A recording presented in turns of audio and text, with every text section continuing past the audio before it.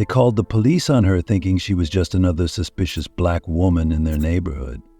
But what they didn't know was she wasn't just a homeowner, she was the mayor of the entire city. What happens next is a powerful lesson in prejudice, resilience, and leadership that will leave you speechless. Stay tuned to see how one woman turned an act of bias into a movement for change. Power, wealth, or a high rank may give you a sense of superiority for a moment, but remember, the day always comes when you're held accountable for your actions. Racism, belittling communities, or disrespecting others based on religion may seem unnoticed now, but justice has a way of finding its mark. Respect is not just about others. It defines who you truly are. Think about it. What will your legacy be? Here in the United States, the law is equal for everyone, no matter your community, race, or religion. Diversity is what makes America strong, and unity is our greatest power. We stand together, respecting one another and sharing a deep love for our country. Patriotism is not just about flags or borders. It's about embracing every individual who calls this land home. In the USA, injustice has no place.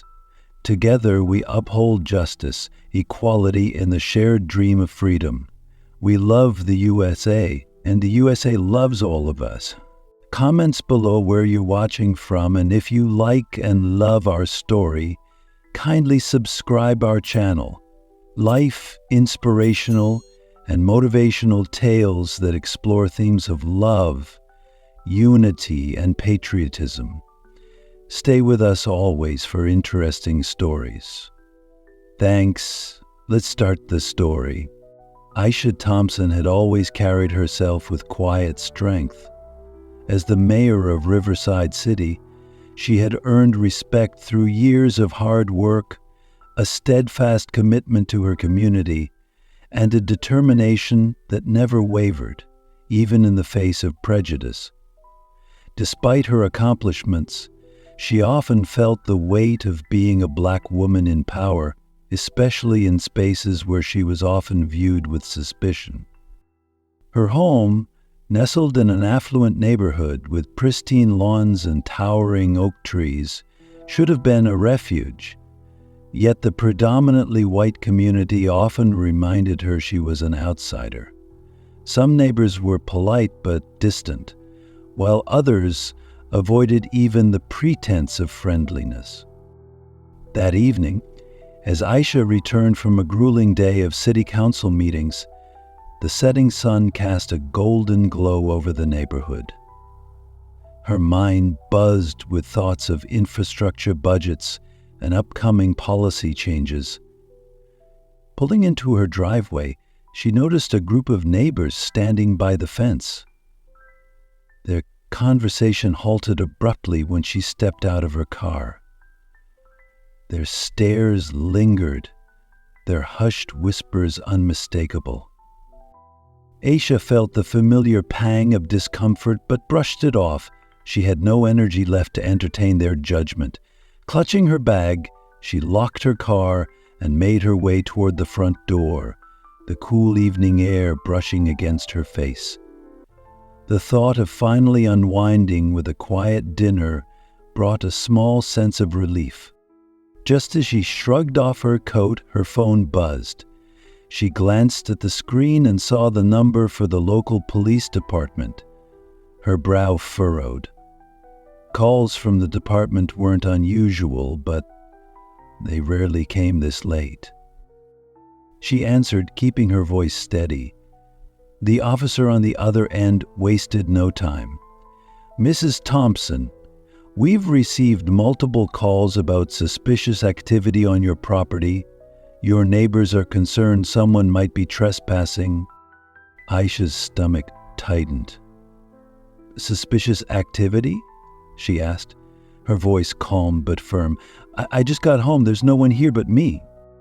The officer hesitated. "We understand, ma'am. but since we've received several reports, we'll need to send a unit to check things out." Aisha's grip on the phone tightened. She exhaled slowly, pushing back the frustration bubbling inside her.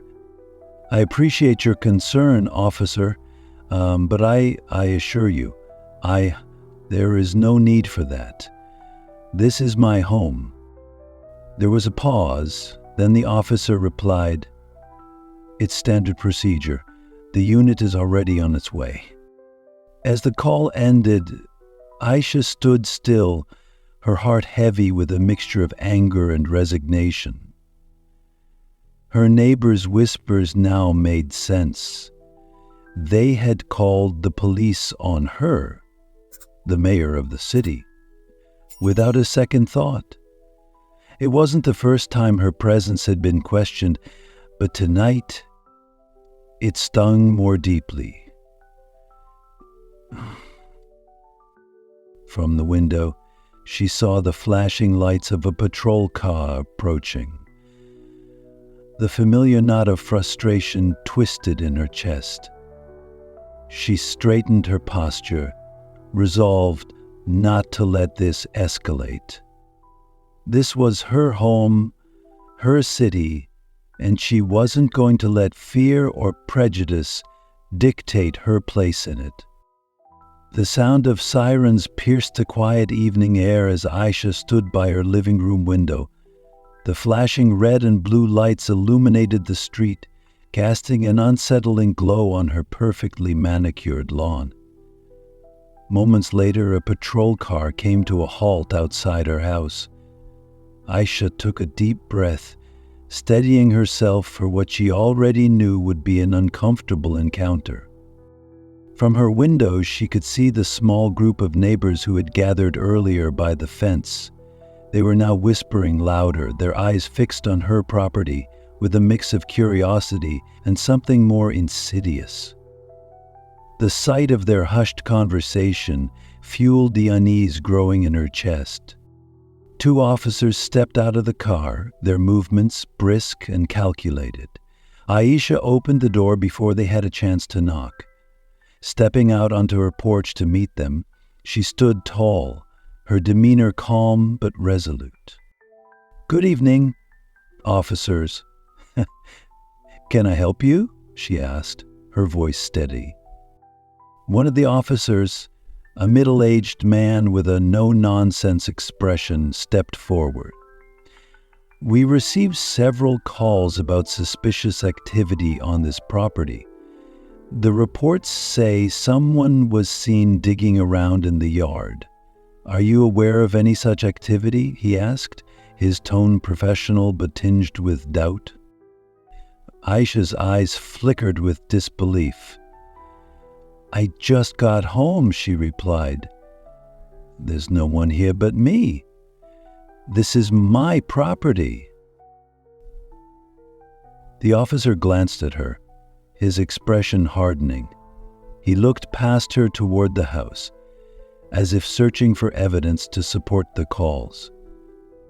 "Can you explain what you were doing earlier? The reports mentioned someone acting suspiciously."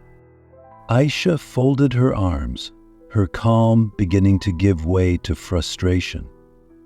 "As I said, I just got home from work. I'm not sure what your callers thought they saw, but there is no suspicious activity here." Behind the officers, her neighbors edged closer, some pretending to check their phones while others openly watched the interaction. Their murmurs grew louder, a steady hum of doubt and prejudice. The second officer, younger and visibly uncomfortable, glanced at his partner, who pressed on. "Ma'am, I'm going to need you to step over here while we take a closer look. We need to verify everything is in order." Aisha's jaw tightened.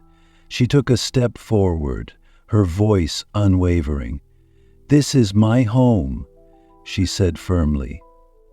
"I don't need to explain myself for standing on my own property. I am the mayor of this city." Her words landed like a thunderclap. The younger officer's eyes widened and the older one froze for a moment before recovering his composure. The neighbors, however, didn't falter. Their whispers turned into outright murmurs of disbelief. "She's just saying that to get out of trouble," one neighbor muttered loud enough to be heard. Aisha turned her gaze toward the group, her expression unflinching. She had dealt with prejudice before, but the brazenness of this moment was jarring. She looked back at the officers, her voice cutting through the tense air. "You have my name. You know where to find my office. If you need to confirm who I am, I suggest you do it quickly, but I'm not stepping off my property." The older officer shifted uncomfortably. His initial confidence wavered as he processed her words. He reached for the notepad in his pocket, flipping through it hastily, but Aisha didn't wait for him to speak again. "This is my home," she said, her voice sharp with finality. "And I'm not going anywhere." The tension in the air thickened as one of the neighbors discreetly pulled out their phone, angling it toward Aisha and the officers.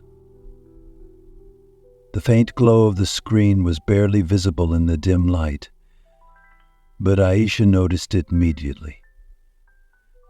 She had seen this play out before, an image taken out of context, a moment twisted into a narrative that only served to deepen misunderstandings. Minutes later, the first post hit social media. "Suspicious activity at the mayor's house. What's she hiding?" The caption was inflammatory, the video edited to show only the officers questioning Aisha, while neighbors murmured in the background. Within an hour, it had thousands of views, with comments pouring in from both sides of the issue. Some accused Aisha of corruption, claiming she was trying to evade accountability. Others rushed to her defense, pointing out the blatant racism in the neighbor's actions and the officer's skepticism despite her clear explanations. The internet turned the incident into a battleground, with supporters and detractors clashing in real time. Inside her home, Aisha sat on her couch, her phone buzzing with alerts. Her assistant David called her immediately. "Aisha, have you seen it? The video is everywhere. It's trending already," he said, his tone tense but controlled. "I've seen it," she replied, her voice calm but laced with frustration. "You need to let this cool down. Don't say anything. I don't react. The more you push back, the worse it could get," David urged, his concern evident. Aisha paused, looking out the window where the officers were still milling around with flashlights, joined by a few more curious neighbors. She could feel the weight of their stares, the judgment in their whispers. "And no," she said firmly. "If I stay silent, they'll control the narrative. This isn't just about me. It's about every person who's ever been questioned for simply existing in their own space. I'm not letting them twist this." David sighed. "Then we have to do this carefully. You need to record everything, show people what's really happening." Aisha nodded. She grabbed her phone and stepped back outside, her camera already rolling. She focused on the officers who seemed startled by her sudden reappearance. "I'm documenting this," she said, her voice steady but assertive. "I want everyone to see what happens when a woman, a mayor, comes home after a long day of work and gets accused of being suspicious. This is my house, my property, and yet here we are." The officers exchanged uneasy glances, clearly aware they were being recorded. One neighbor, noticing Aisha's camera, scoffed loudly. She's trying to play the victim, they muttered. But Aisha didn't flinch. I'm not playing anything, Aisha said, turning her phone toward the neighbor. I'm showing the truth. Something everyone deserves to see. Right. Her assistant's voice buzzed in her ear through her Bluetooth earpiece. The media's already picked up the story, David said, his tone cautious. It's everywhere. Some outlets are twisting it, but others are standing up for you. This is bigger than we thought. Aisha's jaw tightened. She knew the situation had spiraled into something much larger than her evening at home, but she also knew she had no choice but to face it head on. Let them watch, she said quietly. They'll see exactly who I am and who they are. By the next morning, the video of Aisha's encounter had gone viral. Social media platforms buzzed with activity as thousands of users weighed in. The video, clipped to show only the officers questioning and neighbors murmuring in the background, became a lightning rod for debate. Supporters rallied behind Aisha, highlighting her achievements as mayor and calling out the blatant racial bias evident in the situation. Posts flooded in, defending her dignity and questioning the motives of her neighbors. She's one of the best leaders this city has had, one comment read. The fact that she still faces this kind of discrimination is appalling. Another echoed the sentiment, saying, if the mayor can't feel safe in her own home, what does that say about the rest of us? But the backlash was equally fierce. Critics twisted the narrative, accusing Aisha of using her position to avoid scrutiny. If she's innocent, why was she so defensive, one post read. Others speculated about what she might be hiding, amplifying the baseless claims that had originated from the neighbor's video. As the comments mounted, Aisha sat at her kitchen table, scrolling through her phone. The notifications seemed endless. Each supportive message gave her a small sense of relief, but every accusation or insult felt like a blow. She put her phone down, rubbing her temples as the weight of the situation settled on her shoulders. Her assistant David called again. It's a madhouse online, he said, his tone a mix of frustration and urgency. People are either defending you or tearing you apart. We need to stay ahead of this. I know, Aisha replied, her voice quieter than usual. But how do you stay ahead of something like this when people see what they want to see? David hesitated. We control the facts.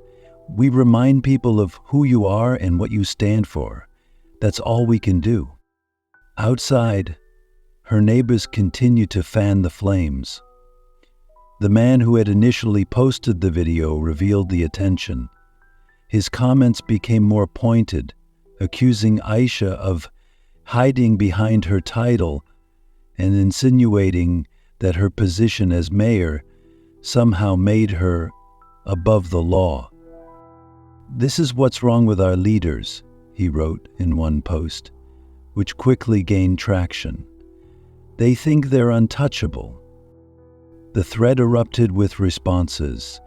Some agreed while others shot back, defending Aisha and pointing out the clear prejudice in the neighbor's actions. The polarization was undeniable. What had started as a misunderstanding on her front lawn had spiraled into a citywide debate, spilling into national conversations about race, power, and privilege. Despite the emotional toll, Aisha refused to let the lies dictate the narrative. She squared her shoulders, determination replacing the doubt that had begun to creep in. This isn't just about me, she said aloud, more to herself than anyone else. It's about every person who's ever been judged for the way they look. I won't let them win. She opened her laptop, ready to draft a statement, her mind already racing with ways to turn the tide. But deep down, she knew this wasn't just a battle for her reputation. It was a fight to challenge the deeply rooted biases that had led to this moment in the first place. Aisha sat in her office, the weight of the past few days pressing down on her shoulders. The relentless buzz of social media, the whispers from her neighbors, and the media's divisive narratives all loomed large. But she wasn't one to shrink in the face of adversity.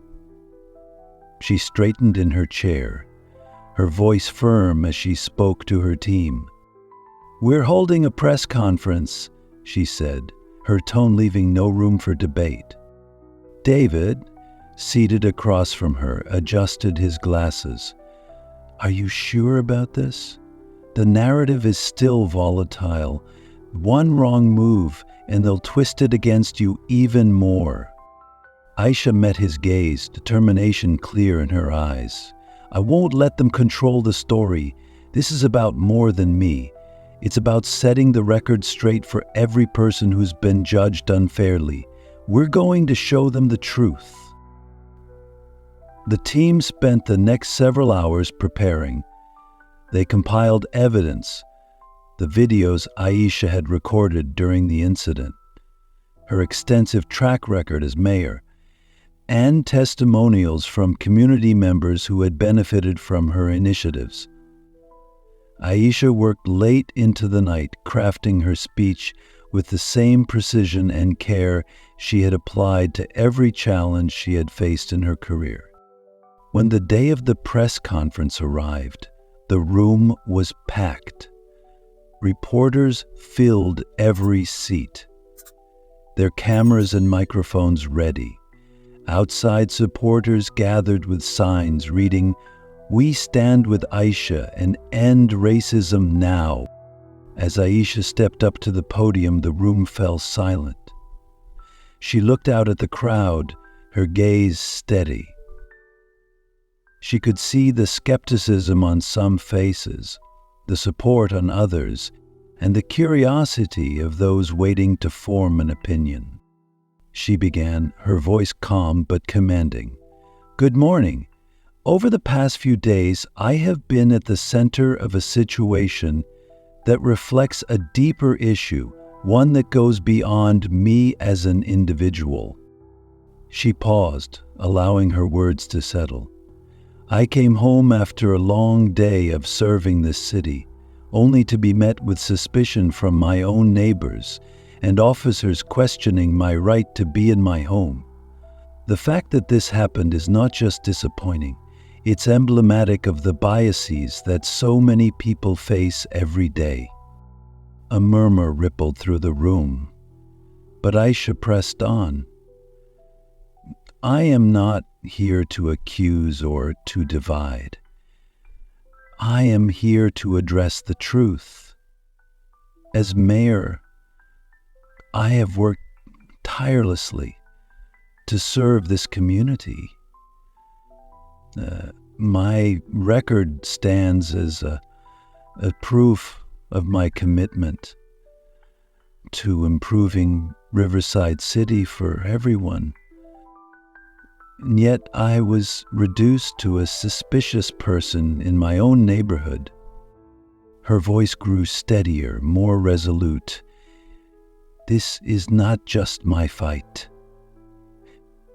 It is a fight for every person who has ever been judged unfairly, for every leader who has had to work twice as hard to prove their worth, and for every community striving to overcome systemic prejudice." She held up her phone, referencing the video she had recorded. "This is what happened to me, but this is also what happens to countless others who don't have the platform to speak out. We cannot allow this to continue, not in our neighborhoods, not in our schools, not in our institutions." The room was silent, the weight of her words heavy in the air. Aisha looked directly at the cameras, her gaze unwavering. To those who have supported me, thank you. Your belief in justice and equality gives me strength. To those who have doubted me, I invite you to join me in this fight. Let us use this moment not to divide, but to create a better, more inclusive future for all of us. As she stepped back from the podium, the room erupted into applause. Reporters clamored for follow-up questions, but Aisha's team ushered her out, knowing her message had been delivered. Outside, the crowd of supporters grew, their cheers echoing through the streets. Social media began to shift, with clips of her speech going viral under hashtags like Stand With Aisha and End Racial Bias. For the first time in days, Aisha felt the tide turning.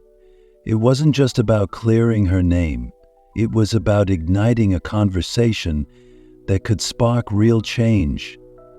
As the days passed, the fallout from the confrontation at Aisha's home continued to unfold, capturing the attention of both the local community and the broader public.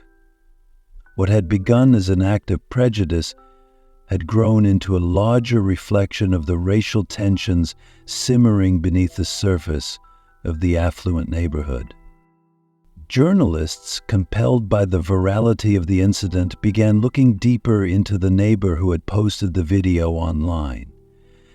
Their investigation uncovered a troubling pattern. This wasn't the first time complaints about suspicious accusations had been filed against black residents in the neighborhood. Reports showed a history of vague accusations, always centered on black individuals who were simply going about their lives, jogging, unloading groceries, or visiting friends. This neighbor, it turned out, had been responsible for multiple such calls over the years. When the details emerged, they added a new layer to the controversy. Social media erupted with anger, now aimed squarely at the neighbor. It's people like this who make it hard for communities to grow, one commenter wrote. We can't ignore blatant racism anymore. Many residents of the neighborhood, embarrassed by the revelations, distanced themselves from the neighbor. One resident spoke anonymously to reporters, saying this isn't what our community should represent. We need to do better, and it starts with holding each other accountable. At the same time, the police department faced intense criticism for their handling of the situation. The video of officers questioning Aisha despite her clear assertions of her identity had struck a nerve with viewers across the country. Many pointed out the implicit bias that seemed to guide their actions. The department couldn't ignore the growing calls for accountability. The police chief held a press conference, standing in front of cameras with a somber expression. We deeply regret the events that occurred at Mayor Thompson's home, he began. Our actions did not reflect the values of fairness and respect that this department strives to uphold. We failed, Mayor Thompson, and for that, we sincerely apologize. The chief announced a series of immediate changes: mandatory bias training for all officers, a review of the department's protocol for responding to neighborhood complaints, and the establishment of a community advisory board to oversee such cases moving forward. While some welcomed the apology and reforms, others felt it was just the beginning of a much-needed reckoning. Aisha, however, wasn't content with apologies alone. She knew that true progress required action from everyone, herself included. She decided to channel the momentum from the incident into fostering meaningful conversations and driving change within the community. She announced a series of town hall meetings, inviting residents, community leaders, and representatives from the police department to come together and confront the biases that had been laid bare. The first meeting was held at the local community center. The turnout was larger than anyone expected, with every seat filled and people standing along the walls. Aisha stood at the front of the room, calm but resolute. She glanced at the faces before her, some supportive, others wary, and took a deep breath. "Thank you all for being here tonight," she began. "What happened last week was not just about me. It was about the biases that exist in our neighborhoods, in our institutions, and in ourselves. Biases that, if left unchecked, harm not just individuals, but the fabric of our community." Her voice was steady, her words measured. "I am not here to accuse or to divide. I am here to address the truth. When I moved into this neighborhood, I believed it would be a place where I could belong, where I could feel safe. But the events of last week reminded me and all of us that there is still work to be done." She paused, letting her words sink in. "This is not a fight I can take on alone. It requires each of us to look inward, to ask ourselves how we contribute to the community we want to build. It requires accountability and, more importantly, action." The room was silent, the gravity of her words hanging in the air. Then, one by one, residents began to speak. Some shared their frustrations, admitting that they had been complicit in maintaining the status quo by staying silent in the face of prejudice. Others recounted their own experiences with bias, their voices tinged with pain, but also hope. A middle-aged woman raised her hand. "I'll be honest," she said hesitantly. "When I saw the police cars outside your house, I assumed the worst. But watching this unfold, I've realized how quick I was to judge, and for that I'm sorry." Aisha nodded, her expression warm.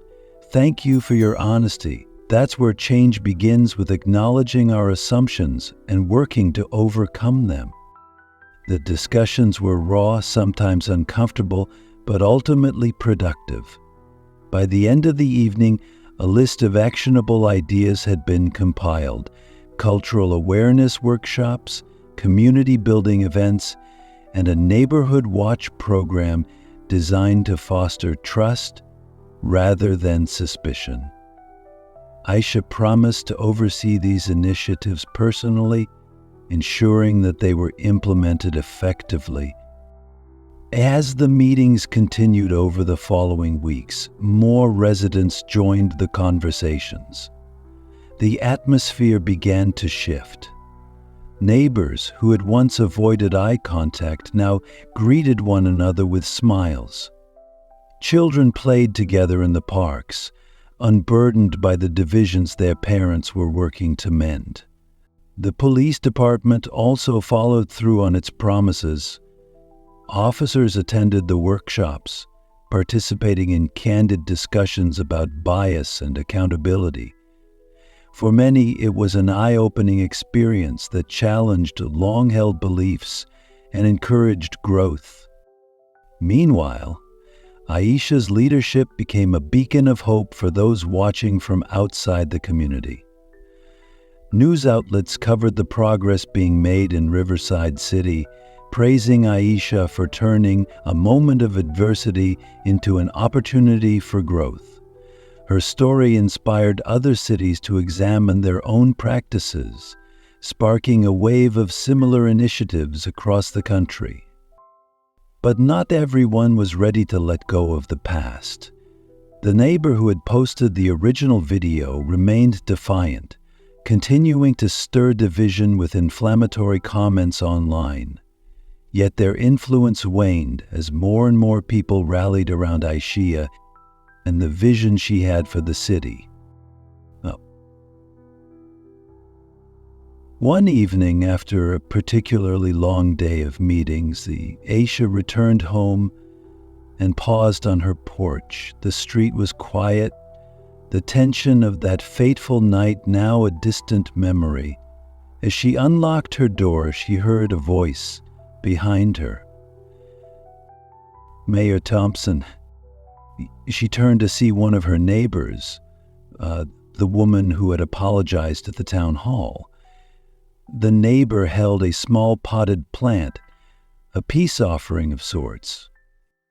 "I just wanted to say thank you," the woman said, "for everything you've done.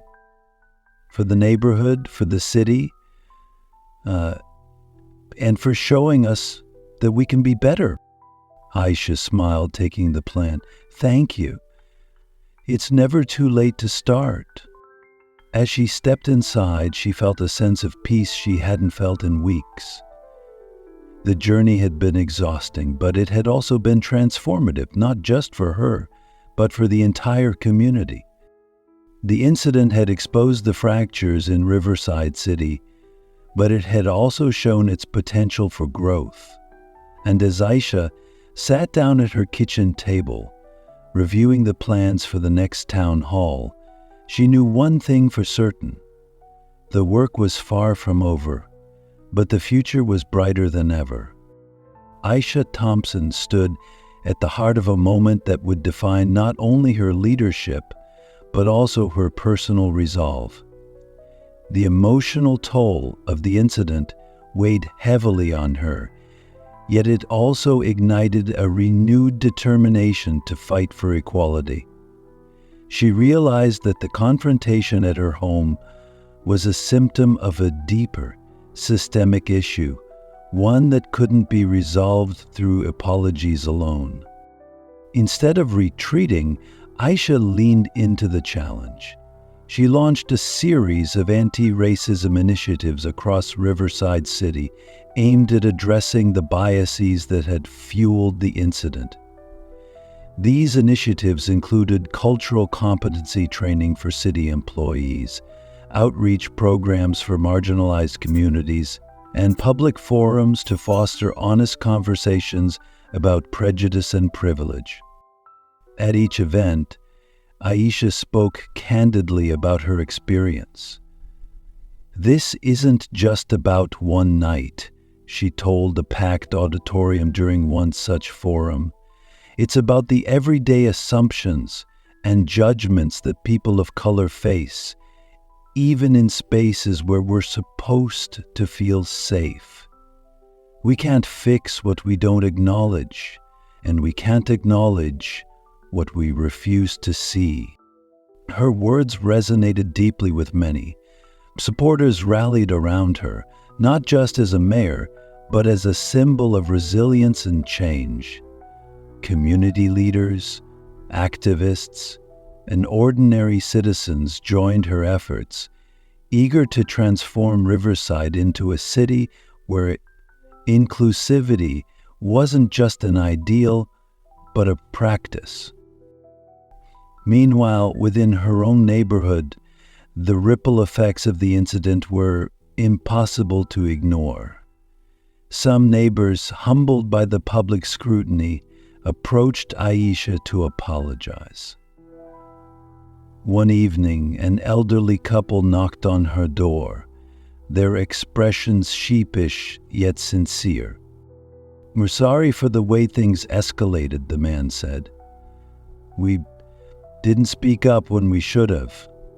That was wrong of us." Aisha accepted their apology with grace, but she didn't shy away from holding them accountable. "It's not enough to stay silent," she told them. "We have to actively confront prejudice, even when it's uncomfortable. That's the only way we can change." Others, however, remained defiant. The neighbor who had originally posted the video refused to acknowledge their role in sparking the controversy. Instead, they doubled down, continuing to spread inflammatory rhetoric online. Their posts drew fewer supporters as time went on, but they were a stark reminder of the resistance that often accompanies progress. Despite these challenges, Aisha's efforts began to yield tangible results. The city council passed new policies aimed at reducing racial profiling, including stricter oversight of neighborhood complaint processes and enhanced training for police officers. Community centers hosted workshops on diversity and inclusion, drawing participants from all walks of life. The incident also sparked a broader conversation beyond Riverside. Media outlets covered Aisha's story, framing it as a microcosm of the racial tensions that persisted across the country. Activists in other cities pointed to her leadership as an example of how to turn adversity into opportunity. One particularly impactful moment came during a town hall meeting where Aisha shared the stage with several community members who had been directly affected by racial profiling. A young black man named Marcus stood up to speak, his voice filled with emotion. "I never thought I'd see a leader like you in this position," he said. "What you've done, standing up, refusing to back down, gives people like me hope that things can get better." Aisha's eyes glistened with tears as she responded, "Marcus, it's people like you who remind me why this fight is worth it. Together, we can create a city where everyone feels seen, valued, and safe." As the months passed, the narrative surrounding Aisha's experience shifted from one of outrage to one of transformation. Her initiatives inspired similar efforts in neighboring cities, creating a ripple effect of awareness and action. Yet, Aisha remained grounded, aware that the work of dismantling prejudice was far from over. Within her neighborhood, the changes were subtle but significant. Neighbors who had once avoided eye contact began greeting her warmly. Block parties and community events became more inclusive, reflecting a shared commitment to bridging divides. Still, not everyone was ready to embrace change. The lingering resistance from some neighbors served as a reminder of the deeply ingrained biases that would take time and continued effort to overcome. Through it all, Aisha stayed focused on the larger goal. She knew that progress was often messy and slow, but she also knew that it was possible. Her resolve grew stronger with each step forward, fueled by the support of those who believed in her vision. One evening, as she prepared for yet another town hall meeting, Aisha reflected on how far she and the city had come. The confrontation that had started on her front lawn had transformed into a catalyst for change. It had challenged her community to confront its flaws and inspired countless others to do the same. Aisha smiled, her determination undiminished. "This is just the beginning," she said softly to herself. "The fight for equality is far from over, but we're on the right path." That night, as she stood before a room filled with residents, activists, and supporters, Aisha felt a profound sense of purpose. She wasn't just the mayor of Riverside City, she was a beacon of hope and a force for change. And she wasn't going to stop until her vision of a truly inclusive community became a reality. The early morning sunlight streamed through the windows of Aisha Thompson's home, illuminating the quiet space where she sat with a cup of tea. It had been weeks since the incident that had turned her life upside down, and though the chaos had begun to subside, its impact still lingered in her mind. The events had been painful, forcing her to confront both overt and subtle prejudices that she had grown all too familiar with as a black woman in a leadership role. Yet, as she reflected, she realized that the experience had also given her something invaluable, a renewed sense of purpose. Aisha gazed at the photos on her wall. each one representing a milestone in her career. There was the moment she was sworn in as mayor, the groundbreaking ceremony for the city's new community center, and the town hall where she had launched her first major initiative to address housing inequality. Each image reminded her why she had chosen public service to fight for a fairer, more inclusive city. But this recent incident had revealed just how much work remained to be done. Her thoughts were interrupted by the sound of a knock at the door. She set down her tea and opened it to find her assistant, David, standing on the porch with a determined expression and a folder in his hands. "You're not going to believe this," David said as he handed her the folder. Inside were printed emails and screenshots of social media posts. Residents from all over Riverside had written messages of support, sharing how Aisha's resilience had inspired them. There were heartfelt notes from young activists, letters from families thanking her for standing strong, and even messages from other city officials who admired her leadership. "This," David said, gesturing to the folder, "is why you're doing what you're doing. People are listening, Aisha. They're seeing you for who you are, a leader who doesn't back down." Aisha felt a lump in her throat as she flipped through the pages. Despite the challenges and the pain, she knew she couldn't let this moment pass without turning it into something meaningful. "It's not just about me," she said softly. "It's about what this city can be and what it must become. I have to keep pushing forward."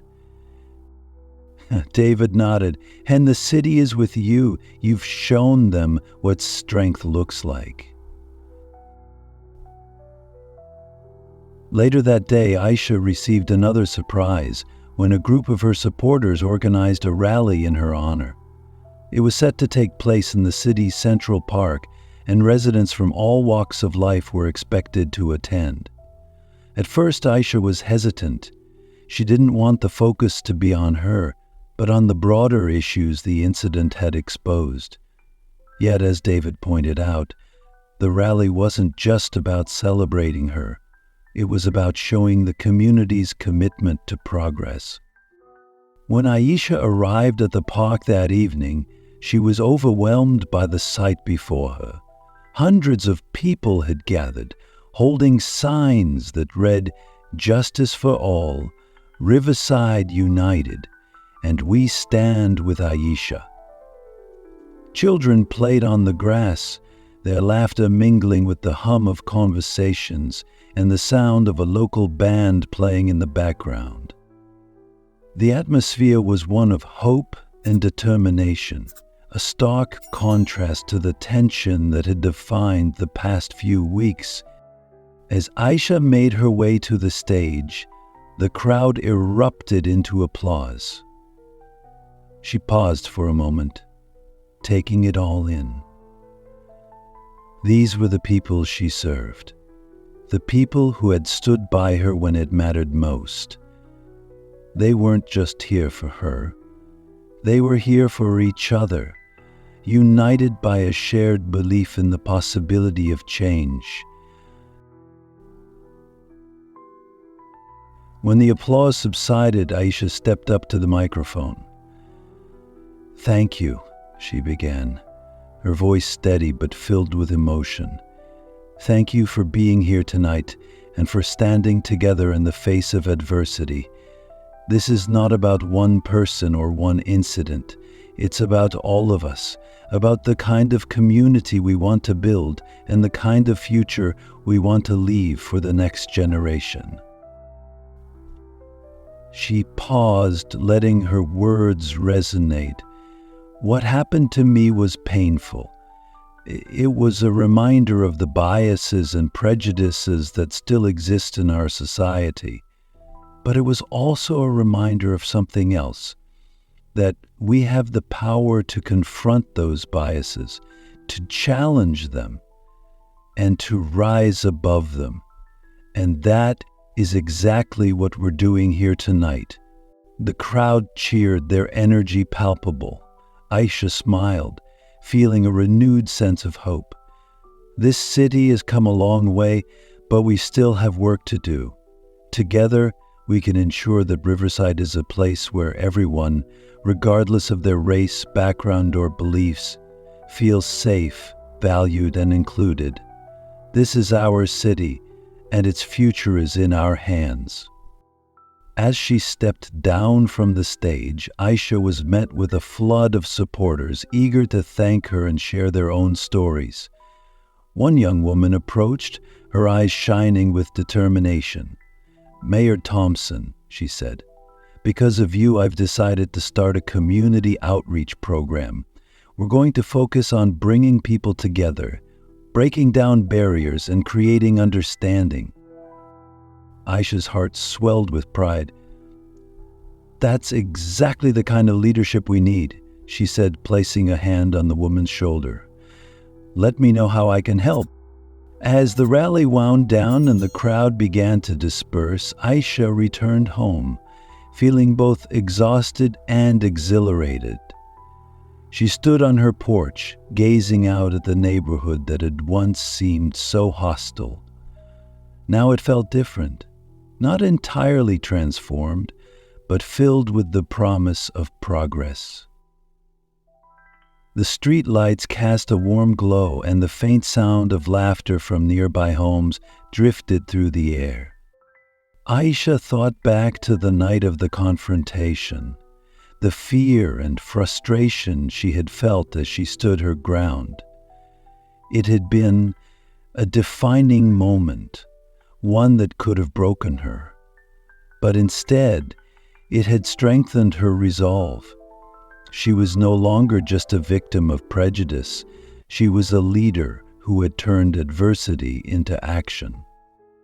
In that quiet moment, Aisha reflected on the journey ahead. She knew that the fight for equality was far from over. There would be more challenges, more setbacks, and more moments of doubt. But she also knew that she wasn't alone. The people of Riverside had shown her that change was possible and that it was worth fighting for. As she stepped inside, Aisha felt a sense of peace. The incident that had once felt like a storm threatening to uproot her life had instead become a catalyst for growth. She was no longer defined by the prejudice she had faced, but by the strength and courage she had shown in overcoming it. The next morning, Aisha awoke with a renewed sense of purpose. She had a full day ahead, filled with meetings, initiatives, and planning sessions. But as she sipped her coffee and reviewed her notes, she felt ready to lead, to inspire, and to continue building the inclusive city she had always envisioned. And as the sun rose higher in the sky, Aisha smiled. The journey wasn't over, but she was exactly where she needed to be, on the front lines of change, standing tall and leading with hope. Comments below where you're watching from, and if you like and love our story, kindly subscribe our channel. Life, inspirational, and motivational tales that explore themes of love, unity, and patriotism. Stay with us always for interesting stories.